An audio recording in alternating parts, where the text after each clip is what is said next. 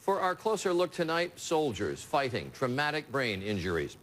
At least 10% of all troops returning from Iraq have suffered a significant brain injury, often from a roadside bombing.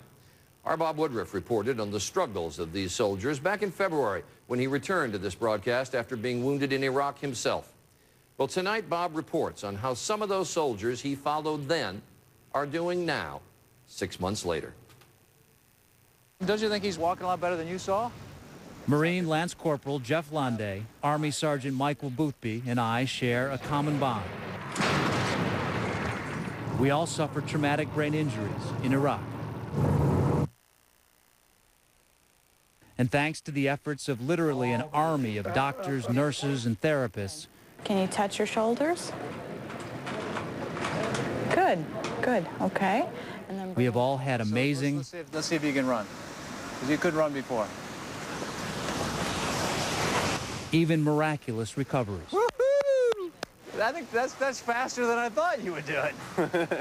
Wow. I mean, you know back then you couldn't barely walk. Yeah, I could barely walk. Run. So before you were 120 pounds when I first met you? Yep, Now you're what? 172.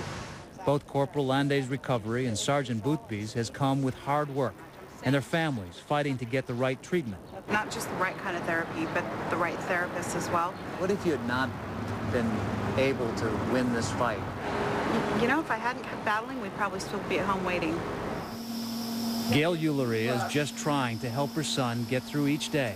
Take a deep breath, Siobhan. A roadside bomb in May 2005 left Marine Sergeant Shervon Phillip unable to move, unable to speak. That's a huge change, man. He's still mute, but each week Shervon works with a speech therapist for an hour Blink for me if you want to stop. and a physical therapist for 2. Okay, he's moving his left hand, definitely.